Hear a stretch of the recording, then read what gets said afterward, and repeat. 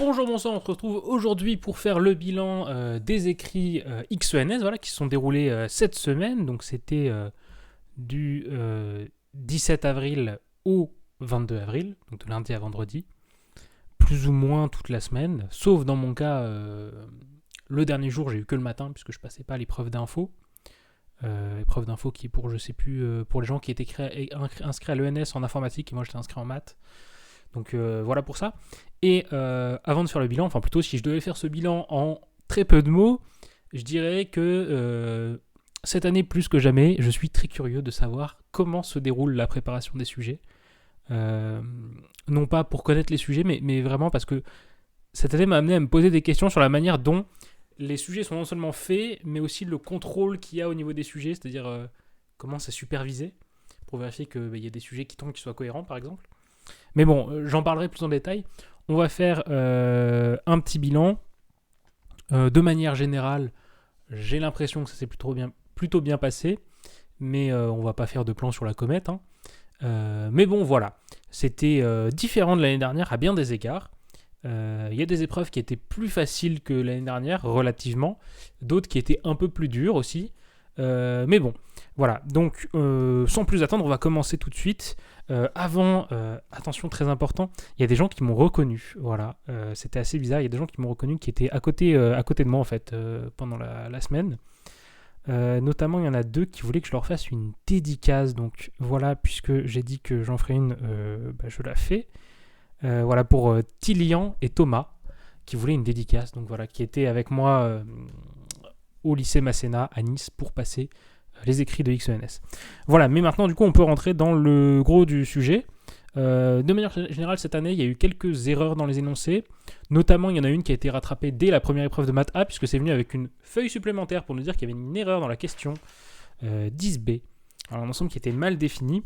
Et justement, cette épreuve, donc maths A, qui a eu lieu, qui était pour moi de loin la plus dure des épreuves de maths de cette année, qui portait plus ou moins sur les quaternions, donc qui sont un ensemble de nombres qui étant, on va dire, les nombres complexes, qui ne sont pas au programme de prépa, bien évidemment, comme on pouvait s'y attendre. Donc voilà, c'est un sujet essentiellement d'algèbre, où on étend cette notion de un peu de la même manière qu'en première année, vous ajoutez les nombres complexes pour étendre les nombres réels. On fait un peu la même chose ici, donc on introduit, en fait c'est très clair, dès le moment où on nous introduit I, J et K, des matrices qui vérifient certaines relations, à savoir que tout au carré elles valent moins l'élément en unité, c'est-à-dire moins E ici, et leurs produits sont anticommutatifs, on va dire, c'est-à-dire que le produit dans un sens, c'est moins le produit dans l'autre sens. Bref. Donc un sujet assez compliqué, particulièrement parce que donc, les préliminaires étaient assez longs. Donc toute une page ici de préliminaires, plus c'est tout en fait. Donc toute une page de préliminaires, c'est quand même assez long d'habitude. Je m'attendais à ce qu'il y ait moins de préliminaires, ce qui fait que c'est assez tendu de faire la suite du sujet, tout simplement. Donc un sujet qui pour moi restera donc le plus dur de cette année. Je vais pas m'attarder plus dessus parce qu'il n'y a pas non plus trop de choses à dire. Si je devais donner les épreuves que j'ai le moins réussi, ce serait probablement celle-là, comme je pense que c'est le cas de beaucoup de monde. En tout cas, ce que je pense, c'est des 2-3 retours que j'ai vu passer. Les gens sont plus ou moins d'accord pour dire que cette épreuve de maths A était la plus complexe. Et donc, comme on peut s'y attendre, c'est celle où il y aura probablement les moins bonnes notes en termes de moyenne, etc. Mais on verra bien, de toute façon, on ne peut pas vraiment prévoir comment ça se passe. J'ai aussi mon brouillon, voilà. Bon, pas très intéressant, c'est du brouillon. Mais du coup, on a poursuivi avec la première épreuve qui ne soit pas des sciences, c'est-à-dire l'épreuve de maths, donc qui tient sur une page, l'épreuve de français, pardon. Donc l'épreuve de français qui tient sur une page, qui durait 4 heures, donc pour bien commencer la première journée, où donc on avait affaire à une citation de Condorcet, des conseils qu'il donne à sa fille en 1794, où il écrit « Choisis un genre de travail où la main ne soit pas occupée seule, où l'esprit s'exerce sans trop de fatigue, un travail qui dédommage de ce qu'il coûte par le plaisir qu'il procure. » Un sujet que j'ai pris pas mal de plaisir à traiter, on va dire. Je ne sais pas si on peut vraiment dire ça, mais en tout cas, j'ai certainement raconté pas mal de choses là-dessus, même si au final, il y a eu quand même quelques axes de réflexion qui étaient classiques, puisque déjà, pour ceux qui veulent savoir, selon moi, le France Alix, c'est plus ou moins de ce que j'ai retiré des rapports de jury, c'est que il faut plus ou moins dédier une page en fait à l'analyse du sujet, donc c'est ce que j'ai fait ici. Pourquoi ? Parce que déjà, alors on peut découper la citation de Condorcet en plusieurs morceaux. Globalement, on a un premier morceau qui est... premier morceau, c'est il dit de choisir un genre de travail, donc vous pouvez déjà analyser cette partie.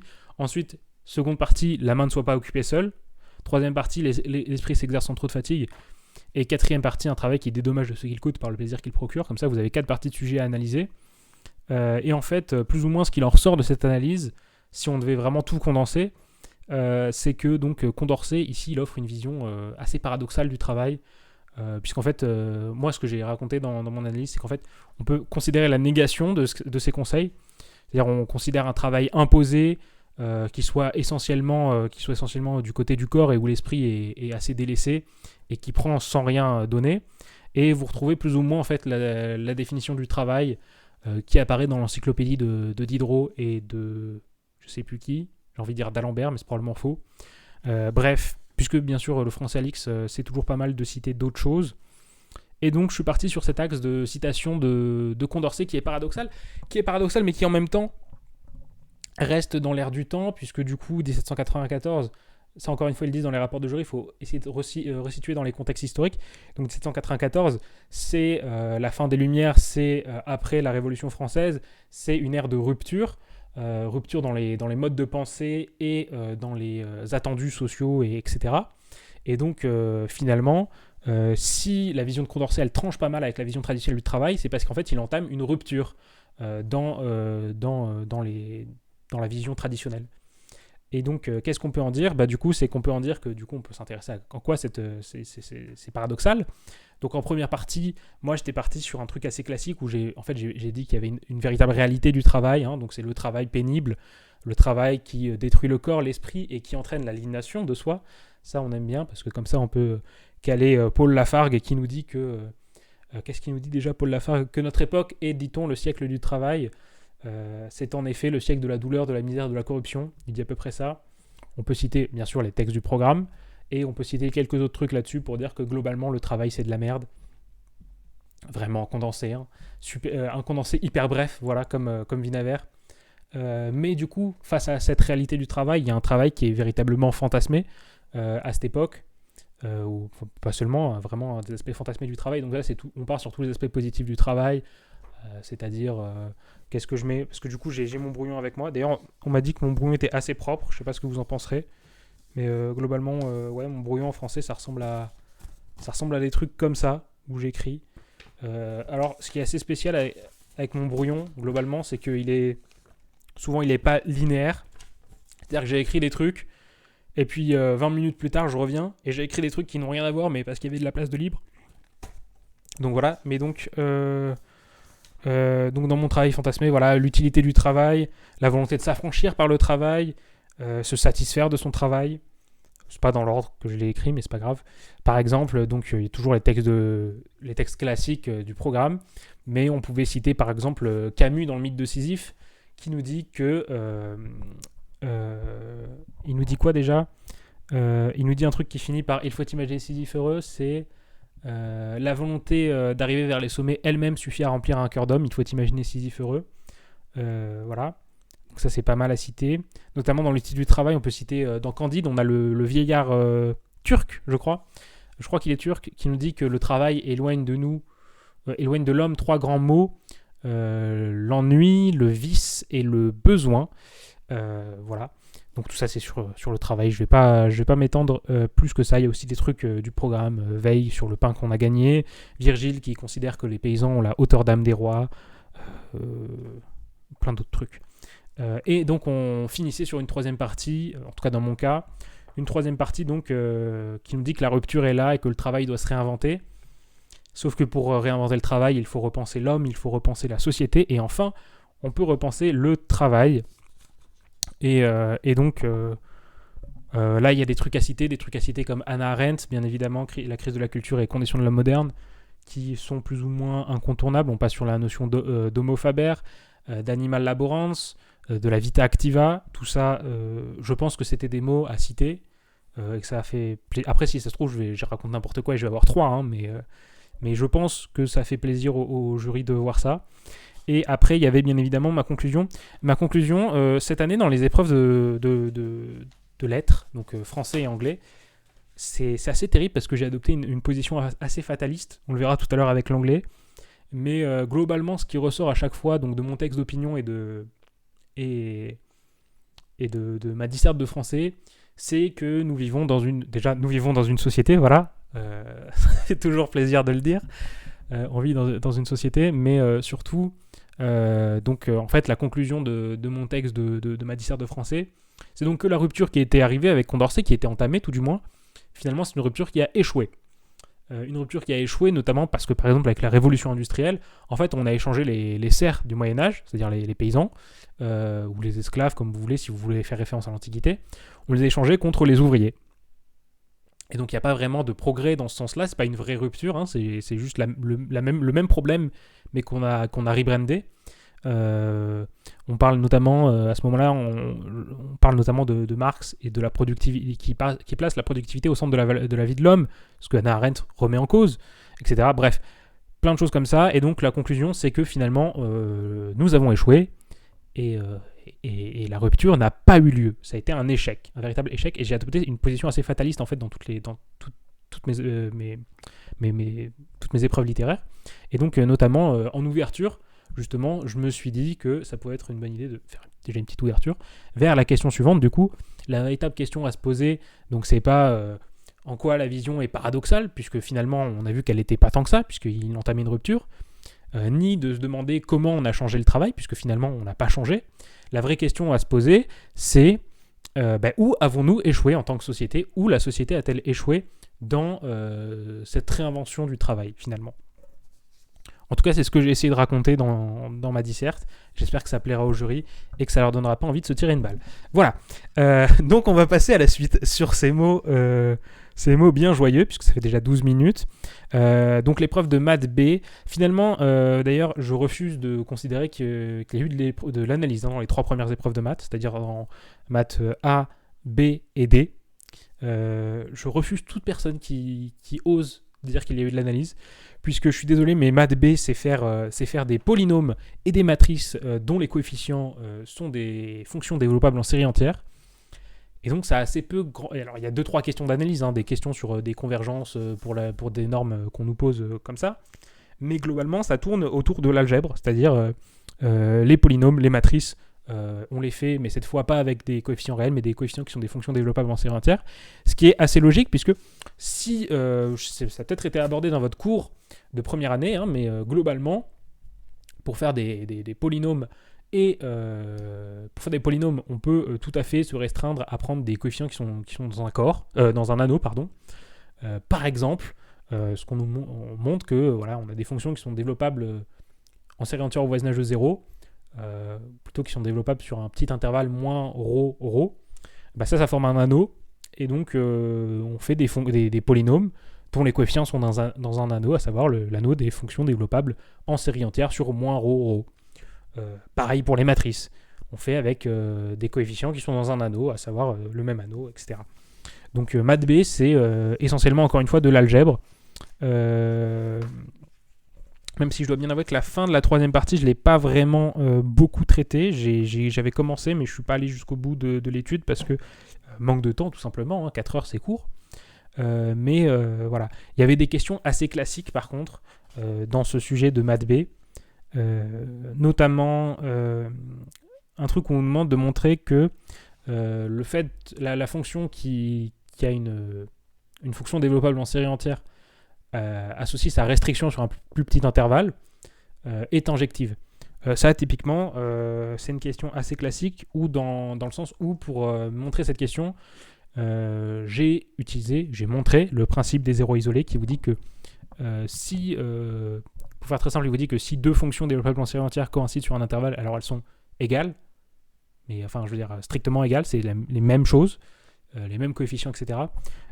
Et plus simplement, ce qu'on dit, c'est que si on a une fonction, en fait, ici non ainsi le principe des zéros isolés, si vous avez une fonction qui est développable en série entière et que vous avez une suite de points xn qui soient tous non nuls, mais tels que votre fonction elle s'annule en chacun de ces points et que la suite de points tende vers 0, alors votre fonction c'est la fonction nulle. Voilà. Et du coup c'est exactement ça, parce que vous le montrez donc pour la fonction nulle, c'est-à-dire que si la restriction de la fonction est la fonction nulle, c'est que votre fonction initiale était la fonction nulle, parce que dans ce cas-là les coefficients sont nuls, les coefficients du développement en série entière. Et donc une fois que vous avez montré ça, vous appliquez juste ça à f moins g. C'est-à-dire que si f et g coïncident sur le petit intervalle, et dans ce cas-là, leur différence, en fait, elle vaut 0 sur ce petit intervalle. C'est une fonction développée en série entière qu'il était sur le grand. Et donc comme elle est nulle sur le petit intervalle, c'est la fonction nulle partout. Voilà. Je ne vais pas m'étendre plus là-dessus. Il y avait d'autres questions classiques, notamment. Alors ils ont fait avec plein de questions intermédiaires, mais le fait de montrer que si vous avez une fonction développable en série entière dont le coefficient constant est non nul, cette fonction donc vous avez la fonction inverse, c'est-à-dire 1 sur la fonction, mais ce 1 sur la fonction est développable en série entière lui aussi, au voisinage de 0. Donc ils ont fait avec plein de questions intermédiaires, mais c'était pas grave, du coup c'était assez guidé finalement. Et donc voilà, c'était pas mal, mais ça aussi c'est une question assez classique. Après ça partait sur des questions qui étaient un peu moins classiques quand même, voire pas classiques. Voilà pour l'épreuve de maths B. Je crois que j'ai tout dit sur cette épreuve. Il n'y a rien d'autre qui me vient à l'esprit, mais en tout cas maths B, voilà, donc une épreuve exclusive à l'X et qui, à mon sens, était moins complexe que maths A, clairement, même si on était toujours donc, dans cette veine d'algèbre. Donc je rappelle, maths A, c'était essentiellement les quaternions, création des quaternions, structure sur les quaternions, etc. Et maths B, c'était on fait des polynômes et des matrices, mais on remplace les coefficients par des fonctions développables en série entière. Donc c'était pas très... enfin, je vais pas dire pas très imaginatif, parce que déjà ce serait pas sympa, mais en tout cas c'était pas très novateur, on va dire, je trouve, parce que finalement c'est une question assez classique à se poser quand on fait des polynômes et des matrices. C'est-à-dire, est-ce qu'on peut remplacer les réels qu'on utilise par d'autres trucs? Et à savoir, ces autres trucs, ça doit être des trucs dans un anneau. Donc voilà. Ensuite, on passe à Info A. Donc Info A, en tout cas moi j'ai eu Info A, d'autres ont eu physique et sciences de l'ingénieur. Donc je sais pas à quoi ressemblait votre sujet. J'espère qu'il n'était pas trop terrible, pardon. Par contre, pendant Info A, il s'est passé un truc assez rare, parce que c'est la première fois que ça arrive pendant les concours. Il y a quelqu'un qui a eu visiblement un mauvais sujet, en tout cas qui était inscrit sur la mauvaise option. Du coup, il avait un truc qu'il ne savait pas faire, et voilà. Donc ça nous a fait démarrer en retard finalement. On a démarré avec 5 minutes de retard, 5 ou 10 minutes de retard, je sais plus. Parce que du coup, il y a eu un aller-retour entre le gars qui nous surveillait, le militaire qui nous surveillait et son supérieur, pour savoir qu'est-ce qui se passait au final. Je crois que la personne a été contrainte de composer dans l'option dans laquelle elle était inscrite, donc dans le truc qu'elle ne savait pas faire. Ce qui est assez dommage pour cette personne, puisque ça veut dire qu'elle n'aura probablement pas une bonne note. Donc voilà. Mais donc le sujet qui était sur la compression anthropique, on utilisait des mots et on voulait coder ces mots plus ou moins, on va dire. C'est-à-dire que essentiellement on travaillait toujours sur un espace de mots où on comptait les occurrences des lettres dans les mots. C'est-à-dire que par exemple, je sais pas, un truc au pif, on considérera que dans un cas particulier l'espace des mots, enfin l'ensemble des mots qui ont 3A dedans, 8B et 7C. Voilà. Bon, là, c'est ça, mais avec des lettres quelconques et un nombre de lettres quelconques par mot. Bref. Si vous avez fait le sujet, vous voyez de quoi je parle. Donc, c'était un sujet qui était assez intéressant, j'ai envie de dire, parce qu'on voyait quand même des notions qui étaient pas mal. Comme d'habitude, pas mal de questions, finalement, qui sont assez peu informatiques et plus mathématiques. Définitivement un sujet que j'ai préféré à celui de l'année dernière. C'est la preuve pour moi que cette année les concours les concours sont bien différents de ceux de l'année dernière.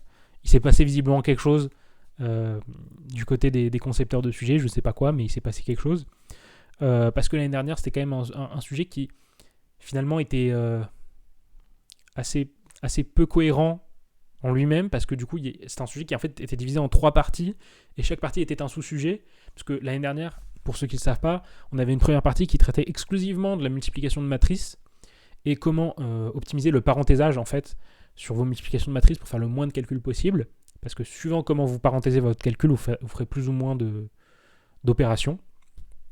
Si vos matrices elles ont à chaque fois des nombres de colonnes et de colonnes et de rangées différentes. Vous pouvez vous en convaincre assez facilement sur un exemple avec, je sais pas, 3 matrices.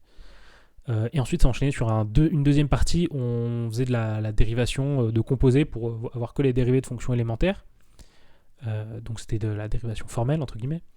Et troisième partie, c'était des polygones qui sortaient comme ça. Alors on pouvait relier plus ou moins les problèmes entre eux, mais quand même c'était assez nébuleux tout ça. Alors que cette année, clairement, le sujet est beaucoup plus direct. Puisque concrètement, c'est première partie qui fait 2 questions, on regarde comment compter les occurrences. Deuxième partie, on voit une première solution qui est celle des arbres binaires pour représenter les mots. Ensuite, on met des préfixes. Ensuite, on regarde du coup des arbres optimaux, c'est-à-dire qu'ils font partie des arbres binaires dont on a parlé précédemment, mais il y en a certains qui sont plus facilement manipulables que d'autres en termes de taille, etc. Après, on regarde un truc sur les arbres canoniques, voilà, arbres alphabétiques. Et enfin, à la fin, on finissait sur code arithmétique.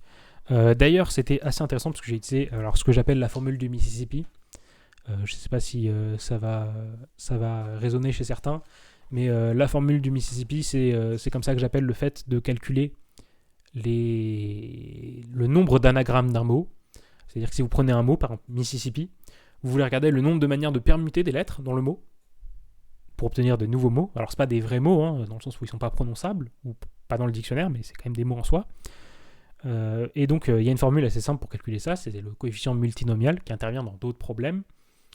C'est-à-dire que si vous regardez un mot donc qui contient au total P lettres, et il va contenir I1 fois une première lettre, par exemple A, I2 fois une autre, I3 fois un machin, jusqu'à IN fois une autre, ben, le nombre d'anagrammes de ce mot, ce sera ce qu'on appellera le coefficient multinomial, I1, I2, I3, machin, jusqu'à IN parmi P. Et donc ça s'exprime comme P factoriel sur I1 factoriel, I2 factoriel, I3 factoriel jusqu'à IN factoriel. Notamment dans le cas particulier n égale 2, vous retrouvez en fait le coefficient binomial, puisque à chaque fois on prend I1 plus I2 plus machin plus IN vaut P. Alors c'est assez compliqué quand je le dis juste comme ça, mais l'idée c'est que du coup par exemple quand on l'applique au cas n égale 2, en fait on a I1, I2 parmi P, avec I1 plus I2 qui vaut P. Donc c'est P factoriel sur I1 factoriel, I2 factoriel, sauf que la somme des deux fait P. Donc en fait c'est P factoriel sur K factoriel, P moins K factoriel. C'est comme ça qu'on trouve le binôme de Newton. Bref, donc on devait à un moment justement utiliser cette fameuse formule du Mississippi, puisqu'on nous demandait de dénombrer le nombre de mots qui contenaient donc 15 fois la lettre A, 4 fois la lettre B et C fois la lettre 1. Et donc, c'est-à-dire comme 15 plus 4 plus 1 fait 20, en fait, on nous demandait donc de calculer 15, 4, 1 parmi 20. Et donc, c'était 20 factoriel sur 15 factoriel, 4 factoriel, 1 factoriel c'est 1. Et donc, après, vous mettez ça sous forme d'un produit de nombre premier, et puis ça marchait bien. Bref. Donc, voilà. D'ailleurs, c'est assez utile, ce coefficient multinomial. Dans le cas où vous ne pouvez pas utiliser la formule du binôme, c'est-à-dire si vous avez une somme de p termes que vous élevez à la puissance n, c'est-à-dire vous avez A1 plus A2 plus machin jusqu'à plus AP puissance n, ben en fait ça se développe comme le binôme de Newton, sauf que vous remplacez ça par le coefficient multinomial. Et donc vous sommez tel que vos indices vaillent n, etc. Bon bref, c'est assez intéressant, je vous laisse rechercher sur internet. Voilà. Petite parenthèse, avant de passer à la physique, j'aimerais mentionner quand même l'encadrement qu'il y a eu cette année. Comme chaque année, Alix, c'est super bien encadré, tout est super carré, ça fait toujours plaisir.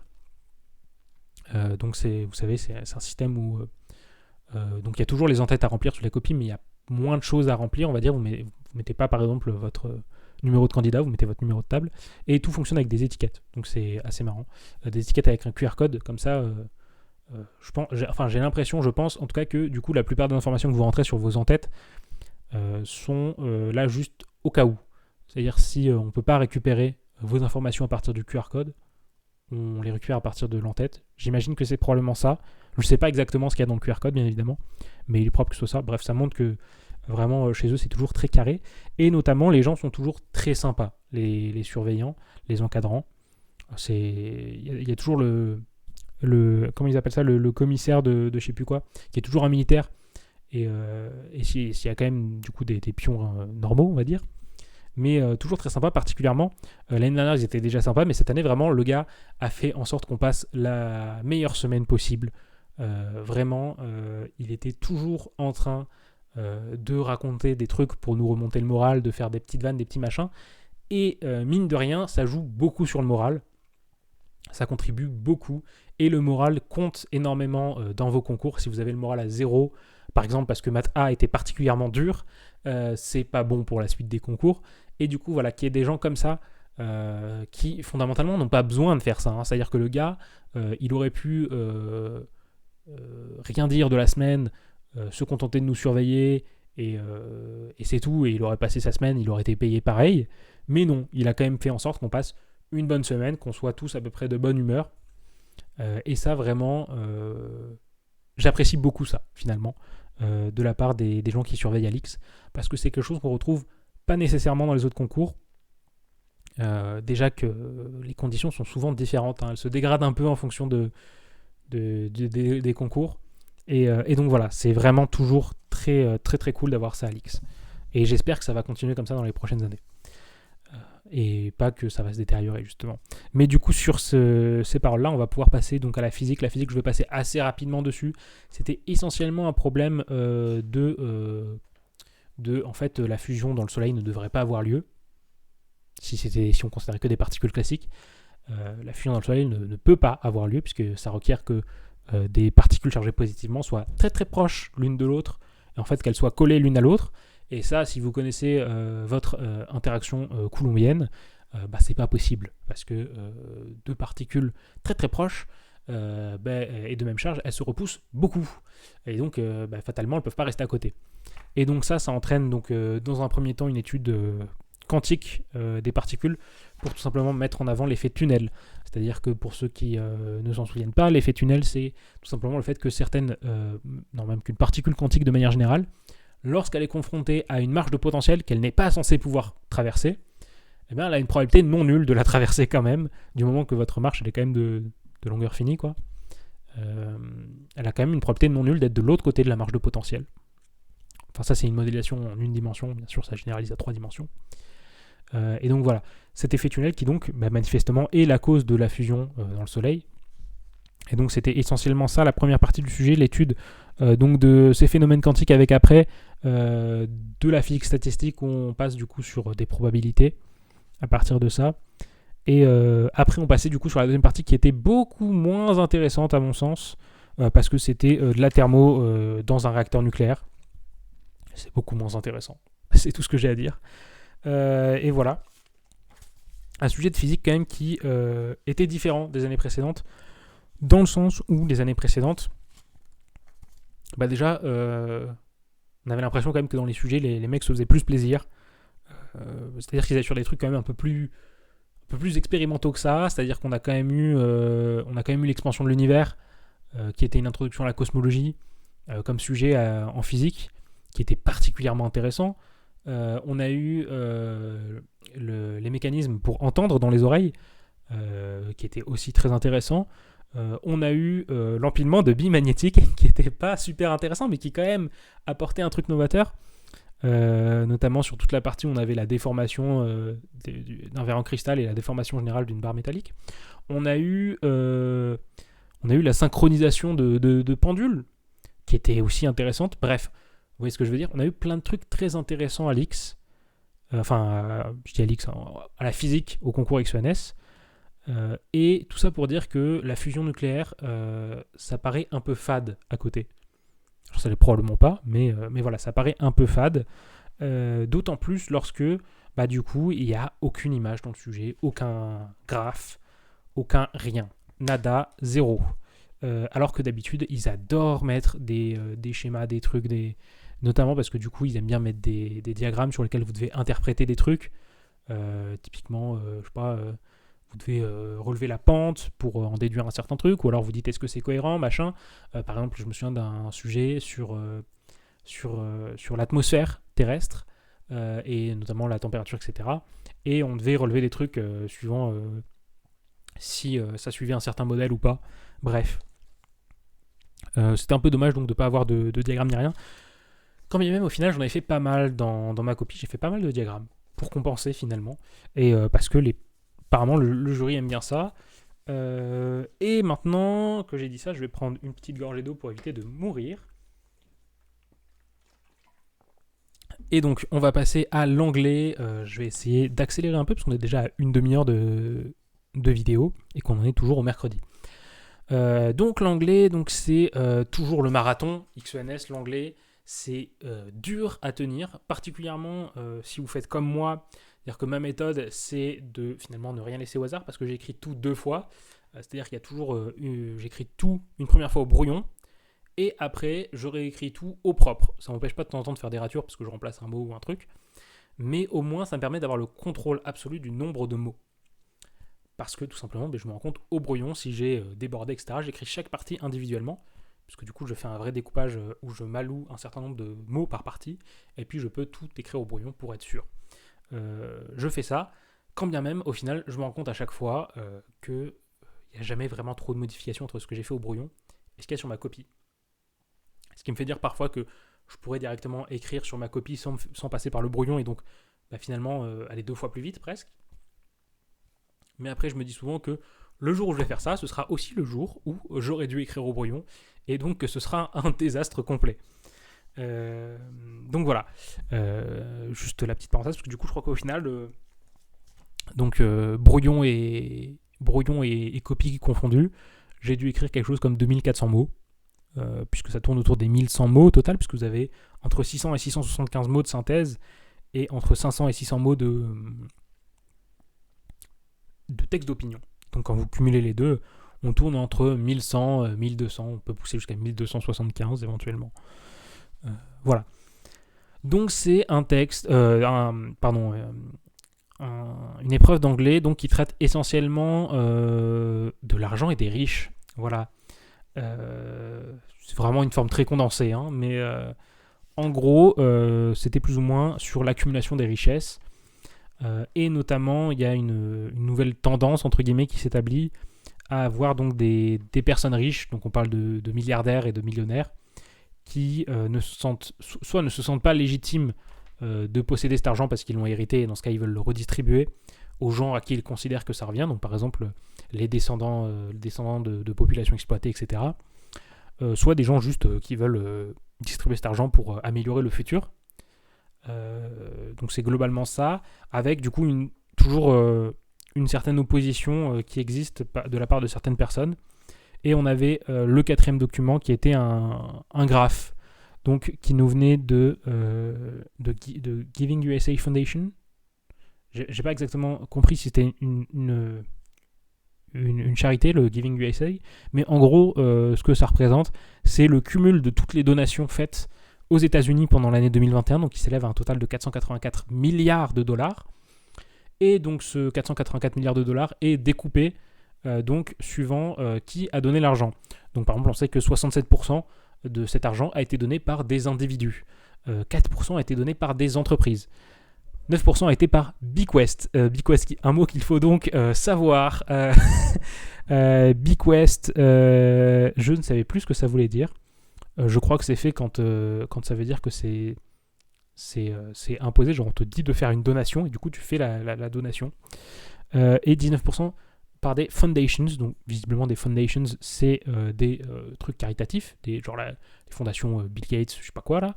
Et du coup il y a 19% de l'argent qui vient de là-bas. Bref.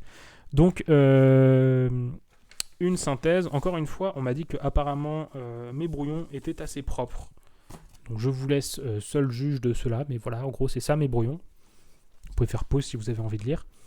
Mais donc, je suis tombé bon sur mes mots. Donc, ça, c'était cool. Et en gros, ma synthèse, elle se déroulait en 3 parties qui tournaient toutes autour des 150 mots. Comme ça, j'arrivais à 450 mots. Total pour mon développement, et j'avais 200 mots à séparer entre intro et conclusion, donc ce qui faisait que j'étais assez à l'aise finalement, et je crois qu'au total j'ai fait genre 73 mots, donc je rentrais dans les clous, donc avec donc une première partie de mon développement qui était sur Accumulated Wealth, donc les richesses accumulées, une deuxième partie sur le New State of Mind, donc le nouvel état d'esprit, Et une troisième partie sur The Opposition. Donc il y a une certaine opposition, hein, des gens qui résistent à ce changement. Donc, alors il y avait des trucs à raconter là-dessus, avec les éléments de la synthèse. Encore une fois, il faut utiliser uniquement le truc de la synthèse, le contenu des synthèses, et pas mettre d'opinion personnelle, rien mettre qui vienne de soi. Vraiment, il faut bien faire attention à ça. Ça s'est passé assez bien. J'ai mis un peu plus de 2 heures, je crois, à faire ça. 2h30, un truc comme ça.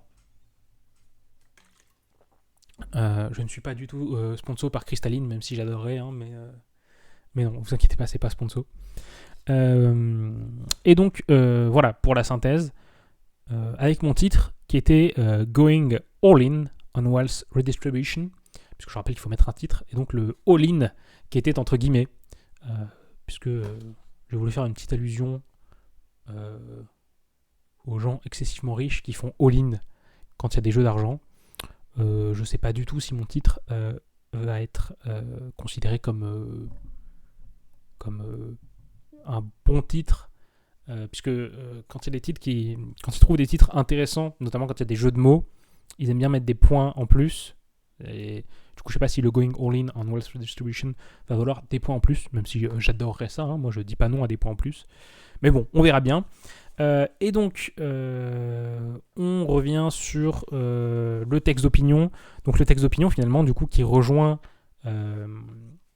ma disserte de français, puisque je développe l'idée selon laquelle notre société est profondément corrompue et nous n'avons plus aucun choix. Voilà. Pourquoi je dis ça ? Parce que, en gros, donc il y a toujours un document qui lance le texte d'opinion. Donc c'est, en l'occurrence, c'était donc un truc qui revenait sur un autre document, puisqu'on avait un document dans lequel on disait que Yvon Chouinard, le fondateur de Patagonia, avait réussi plus ou moins à mettre 98% de sa boîte sous l'emprise d'une association caritative qu'il avait créée, pour que l'intégralité des profits revienne à cette association et que ça aille pour le développement de la Terre, empêcher le réchauffement climatique, etc., etc.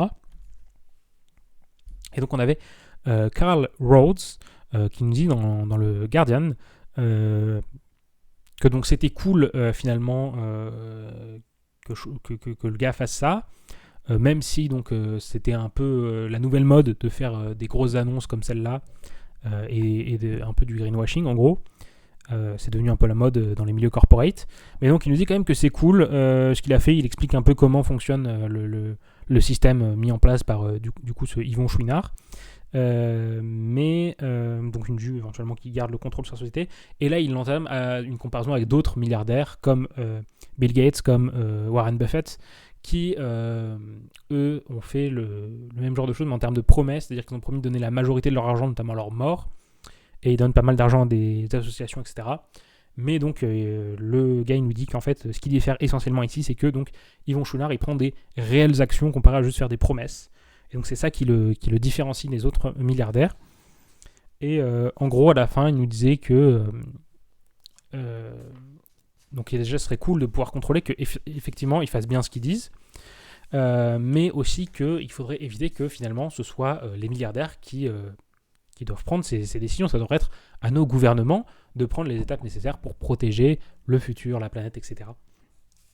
Et donc, il nous disait tout ça, et moi, qu'est-ce que je réponds à ça ? Je dis, ce serait vachement cool, effectivement, que nos gouvernements agissent, qu'il y ait des vrais trucs qui se passent, etc.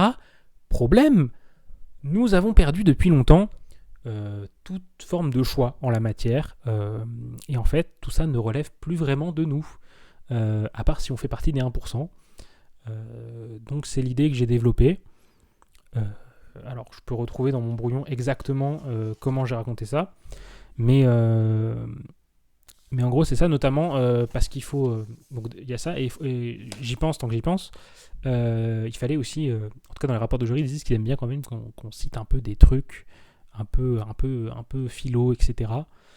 Des trucs qui fassent genre qu'on est un peu lettré et qu'on les utilise correctement. Même des films, hein, ça passe. Et donc, en gros, ouais, je racontais ça. Alors le problème c'est que mon brouillon il est un peu sans dessus-dessous, même si il est censé être super propre. Le problème c'est que j'ai pas numéroté mes pages. Mais donc ouais, en gros, je disais... qu'est-ce que c'est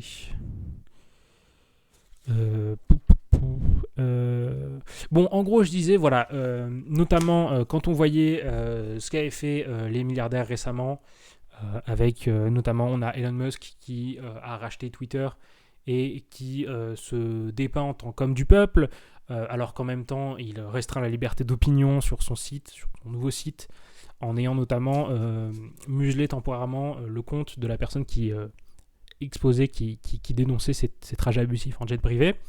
Et qu'en parallèle de ça, on a Jeff Bezos qui est trop occupé à faire des concours d'ego avec lui sur qui aura la plus grosse fusée, etc. Tout ça pour montrer que donc c'était par rapport aux milliardaires qui dépensent sans compter, en quelque sorte. Et pour dire que donc tout ça, c'est des choses qui nous dépassent et qu'on a depuis longtemps dépassé le point de non-retour, en fait, qui nous aurait permis de changer notre société. J'ai notamment mentionné par exemple l'exemple du gendre de Trump, hein, qui est connu aux États-Unis comme l'homme le plus haï des États-Unis. Pourquoi ? Parce que lui, en fait, il a racheté le brevet pour un médicament que des millions d'Américains utilisaient chaque jour et qui était vital. Il a racheté le brevet. Et du jour au lendemain, il a augmenté le prix par je ne sais plus combien de centaines de dollars, en passant en gros de quelques dizaines à plusieurs centaines, ce qui fait que il y avait vraiment beaucoup de gens qui ne pouvaient plus prendre ce médicament, alors c'était le seul qui leur permettait de survivre. Donc ça montre bien, en fait les abus finalement des élites. J'ai notamment vite fait mentionné le fait qu'en France on avait eu l'affaire Marianne qui a commencé, qui montre donc que même les politiques ne sont pas en reste finalement, et que vraiment il y a toutes ces affaires, tous ces scandales, etc., qui nous passent au-dessus de notre tête et qu'on peut un peu rien y faire finalement. Et donc on est finalement coincé dans ce que Thatcher appelait le There is no alternative. Il n'y a aucune alternative en fait à notre situation. Et voilà, nous sommes pris au piège, nous n'avons plus aucun choix. Je vais continuer à développer ce truc-là avec d'autres machins. Et donc je finissais en disant que oui, ce serait super bien si on pouvait contrôler ce que fait Chouinard et vérifier qu'effectivement l'argent qu'il donne, il le donne réellement et que ça va vraiment à des associations, etc. Mais d'ici à ce que nous fassions partie des 1% ou qu'il se passe quoi que ce soit, la seule chose qui nous reste à faire, c'est de rester optimiste, d'espérer qu'il a vraiment fait ce qu'il va faire, et puis c'est tout, finalement. Je ne sais pas si c'était très clair, mais c'est assez compliqué de résumer en 5 minutes ce que j'ai réfléchi en 2 heures, finalement. J'espère que ça aura été assez bien reçu par le jury, même si c'est assez fataliste, hein, quand même. Mais bon, j'ai bien défendu mon point de vue, et notamment, ce qui est important en anglais, c'est certes de dénoncer un point de vue clair, mais de savoir nuancer, c'est-à-dire savoir reconnaître lorsque l'autre point de vue a un véritable argument, et de ne pas commencer à aller dans l'ad hominem sur l'auteur initial du texte, ou de faire des trucs comme le traité d'imbécile, ou etc., faire quelque chose de pas très réfléchi. Ça, c'est à éviter, bien évidemment. Donc voilà, pour ça, on va passer à Math D. Très surprenant Math D, parce qu'on a été habitué à... en tout cas, moi, l'année dernière, j'ai eu une épreuve d'une 15aine de pages, de 8 parties au total, qui entamaient des trucs complexes, quand même. Et là, finalement, c'était plus ou moins l'étude de 2 propriétés, les propriétés F et TF. Et je crois qu'il y avait aussi un truc, il y avait montré que le déterminant de M fois N vaut le déterminant de M fois le déterminant de N, ce qui a fait rire beaucoup de monde, puisqu'on refaisait finalement des matrices, mais avec des coefficients qui ne sont pas dans R, mais dans un anneau commutatif quelconque, et essentiellement on remontrait certaines propriétés dans les parties suivantes. Mais donc le cœur du début du sujet, en tout cas, c'était donc ces propriétés F et F, qui voulaient donc dire propriétés, donc être finies et de type fini, ce que moi dans ma tête j'ai appelé être fini, et j'ai appelé ça de manière assez conne dans ma tête, j'ai appelé ça être transfini, parce que c'était des trucs qui étaient pas tout à fait finis, mais un peu finis quand même. Bref. Donc c'était des propriétés sur des groupes et des anneaux, donc c'était encore une fois un sujet d'algèbre. Et d'algèbre même pas si évolué que ça, hein, c'est de l'algèbre de première année. Donc finalement, si vous êtes très solide là-dessus, ça suffit. Parce que je crois qu'il n'y a pas de notion de deuxième année qui interviennent dans ce maths D finalement. Je crois qu'il n'y a aucune notion de deuxième année. Bref, on faisait notamment du coup dans ce truc-là des polynômes à plusieurs inconnus. Donc notion qui n'est pas au programme, je le rappelle encore une fois. Mais ça marchait bien parce qu'il vous donnait en gros certains résultats sur les polynômes à plusieurs inconnus qui étaient assez pratiques. Je crois que c'est des polynômes à coefficients entiers. Voilà. Quelques points notables ont montré que, par exemple, un résultat qui apparemment est assez classique, on a montré que l'anneau Q des nombres rationnels n'est pas de type fini. Donc, une démonstration que, par exemple, moi j'ai fait par l'absurde, puisque éventuellement, c'est des arguments que j'ai vu que certains ont ressortis. Essentiellement, ce qui se passe, donc être de type fini, ça veut dire qu'en gros, on peut trouver une partie finie telle que l'ensemble des... Si on regarde l'ensemble des nombres algébriques sur plus ou moins ça, des nombres c'est pas vraiment un nombre algébrique, mais bref, tous les nombres qu'on peut former à partir des polynômes à plusieurs indéterminés évalués en des éléments de S, si ça c'est égal à tout votre ensemble, on dit qu'il est de type fini, en gros, si je l'ai bien dit. Et donc en l'occurrence, si Q était de type fini, on devrait pouvoir plus ou moins choper tout le monde. Enfin, on devrait pouvoir choper tout le monde juste en gros en écrivant des sommes de produits d'un nombre fini de trucs qu'on connaît, qu'on a fixé. Et essentiellement, ce qui se passe, c'est qu'on ne peut pas choper tous les dénominateurs dans Q, puisque essentiellement, donc si vous prenez une partie finie S de Q qui contient un certain nombre de nombres, on va dire n nombres, ces nombres, c'est des rationnels, vous pouvez les séparer avec numérateur, dénominateur sous forme irréductible. Et donc vous prenez tout ça, vous prenez tous ces numérateurs, tous ces dénominateurs, vous regardez tous les nombres premiers qui interviennent dans les décompositions en facteurs premiers des numérateurs, vous appelez grand P1 jusqu'à grand PM. Donc ça, en gros, c'est plus ou moins tous les nombres premiers qui peuvent intervenir dans les décompositions à partir d'éléments qu'on obtient des numérateurs. Vous faites pareil pour les dénominateurs avec les Q1, QM tilde, parce que vous avez M n'est pas forcément égal à M tilde. Et donc, une fois que vous faites ça, essentiellement, vous prenez un nombre bêta qui soit premier, qui ne soit pas un des pays ou un des grands pays ou un des grands QI, et vous allez montrer qu'on ne peut pas construire 1 sur bêta. Essentiellement parce que ce qui se passe, c'est qu'on doit avoir un...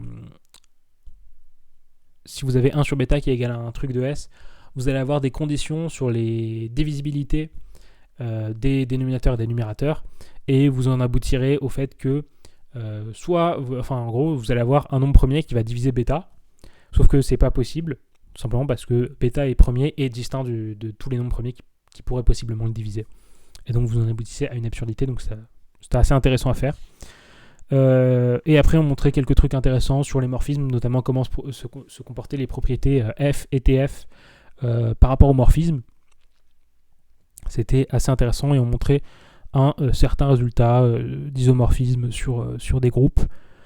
Et après il y avait toute la partie du coup sur déterminants, calcul de déterminants, etc. Équivalence, j'espère que vous avez tous fait la question qui demande de montrer qu'une relation d'équivalence est une relation d'équivalence, parce que c'est vraiment des points gratuits. Et voilà, il y avait quelques trucs après, mais ça c'était le maths D, donc qui durait 6 heures qui sont passées assez vite finalement. Je suis resté tout du long, et la plupart des gens aussi. Voilà, ensuite on avait informatique B, qui restait toujours sur des nombres, ou des mots, où on gérait des textes, donc des éditions de texte, on regardait les différences entre différentes versions du texte, etc.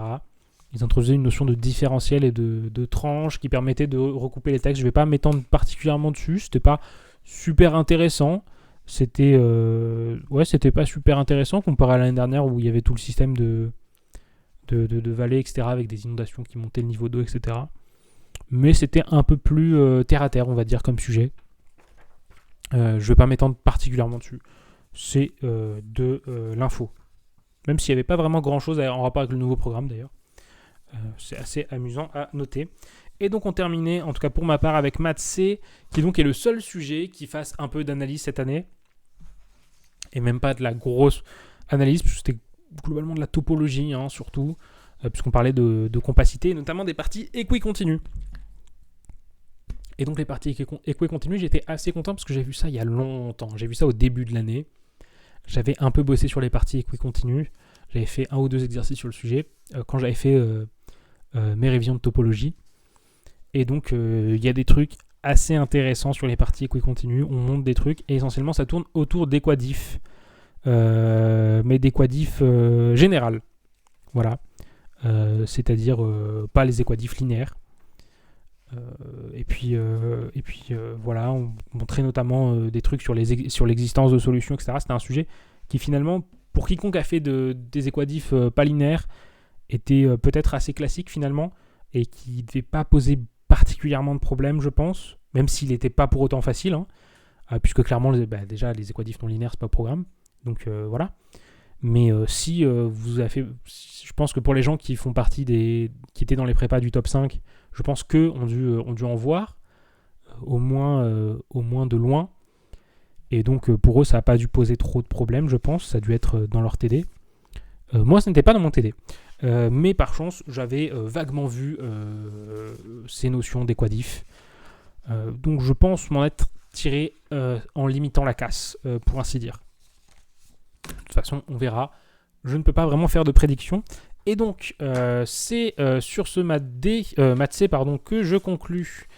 Hop, pendant que je regroupe toutes mes feuilles, je conclus donc ces concours, hein, avec pas mal de brouillons finalement. Pas mal de brouillons et de sujets tout confondus. Hein. C'est assez épais, ça pèse son petit poids. Voilà. Le bilan général, je l'ai déjà fait il y a maintenant longtemps, hein, il y a plus de 50 minutes. J'espère que vous aurez tenu jusqu'à la fin, hein, parce que pour moi non plus, c'était pas facile là, de tenir jusqu'à la fin de cette vidéo. Et voilà. Globalement, donc, les concours cette année étaient assez différents de l'année dernière. Et justement, comme je l'ai dit au tout début, j'aimerais bien savoir un peu comment ça se passe du côté des sujets. Parce que notamment des fois on se demande à quel point c'est contrôlé.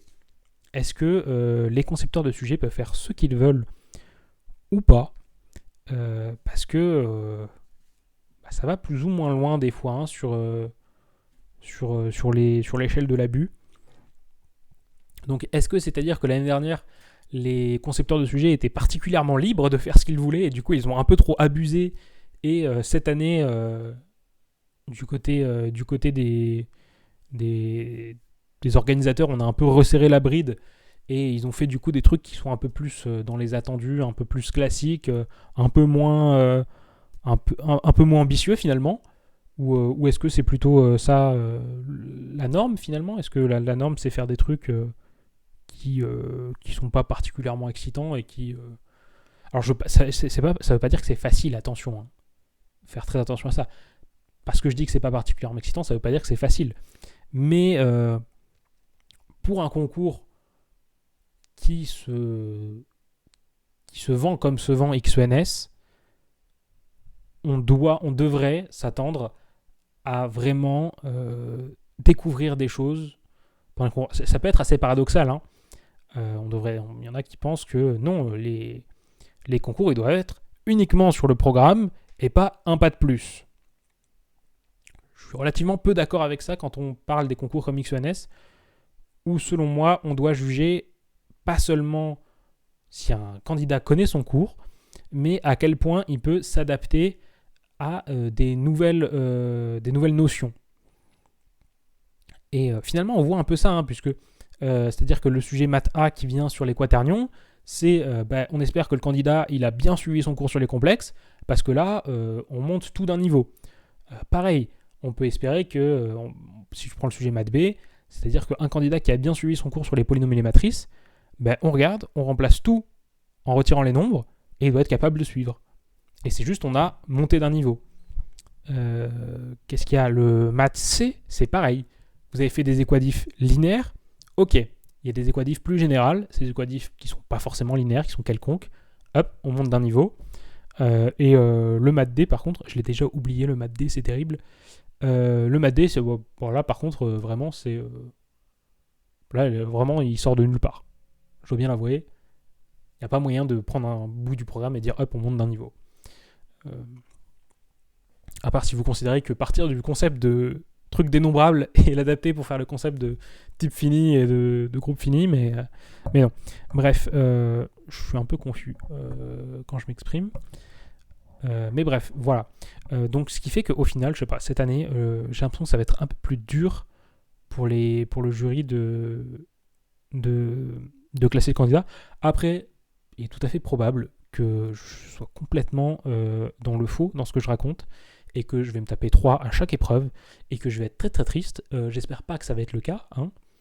Mais en tout cas, c'est ça mon analyse des concours de XNS cette année. Notamment, un dernier point que j'aimerais aborder, c'est du coup le fait que ça va être plus dur, selon moi, pour le jury de classer, sauf si on prend en compte la rigueur. Encore une fois, ça fait assez de débat, j'ai l'impression, parmi les gens qui ont passé les concours, qui passent les concours cette année, ceux qui sont en école, etc.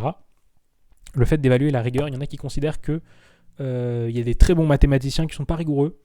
Et donc, finalement, est-ce que évaluer sur la rigueur, ça a vraiment du sens ou pas? Moi, je considère qu'on peut vraiment faire l'argument que sur une année comme celle-là, on peut particulièrement noter sur la rigueur, au vu des sujets qui sont tombés, parce que, encore une fois, c'est des sujets finalement qui sont pas particulièrement ambitieux en termes de complexité et de nouveauté, mais qui demandent aux candidats d'être vraiment très solides sur les appuis et de faire les choses très rigoureusement. Et ça a du sens de noter sur la rigueur. Pourquoi ?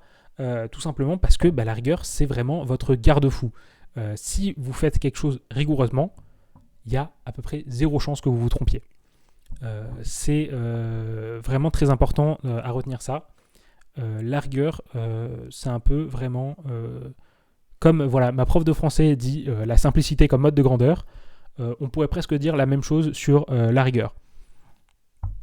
Parce que oui, il y a des mathématiciens qui sont très bons et qui ne sont pas rigoureux.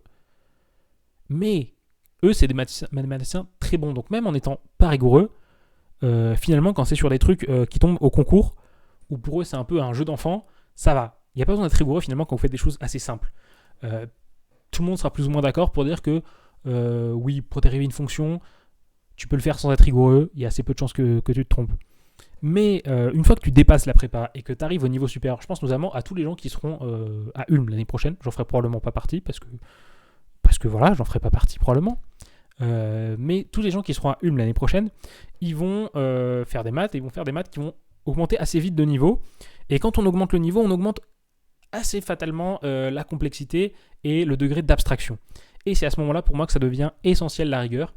Parce que quand vous devenez incapable pour le commun des mortels d'avoir vraiment des représentations fiables et vraiment des moyens de voir les choses, la seule chose qui vous reste finalement c'est la rigueur. À part justement quand vous faites partie des 1% des mathématiciens qui ont un instinct de folie qui leur permet de passer au-dessus. Mais pour la majorité des gens, c'est la rigueur qui doit primer. Parce que quand tu commences à faire des trucs abstraits, quand tu commences à vraiment partir loin dans les délires, si t'es pas rigoureux, ça va se casser la figure instantanément, dans les 10 premières lignes. Donc voilà, c'est mon avis sur le fait de éventuellement envisager la rigueur comme critère de notation et ce qui, je pense, aura lieu cette année et pourquoi, selon moi, c'est pertinent dans une certaine dimension d'évaluer la rigueur. Après, je vous cache pas que moi, si un jour je deviens concepteur de sujet, je vais pas dire ce que je vais faire parce que comme ça, je pourrais devenir concepteur de sujet, mais le jour où je suis concepteur de sujet, si ça arrive, accrochez-vous, hein, parce que la rigueur, il faudra en avoir. Bref, trêve de mondanité et trêve de rigolade. Puisque du coup, cette semaine, on va attaquer le concours CCP E3A, qui va être l'occasion pour les gens qui ont passé XENS de se reposer un peu, soit en ne passant pas le concours, comme je sais qu'il y en a qui ne le font pas, soit en ayant affaire à des trucs qui sont un peu moins exigeants quand même, voire beaucoup moins exigeants. Parce qu'on va pas se mentir, c'est quand on a fait une semaine à XENS, c'est reposant de passer les CCP. Voilà, bref. Sur ce, je vais pas m'attarder parce qu'il va être 18h et je voulais poster cette vidéo à 18h. Donc sur ce, c'était Adam. Je vous souhaite bon courage pour la semaine CCP qui arrive. Je vous souhaite une bonne après-midi, une bonne journée, une bonne soirée. Et sur ce, ciao tout le monde!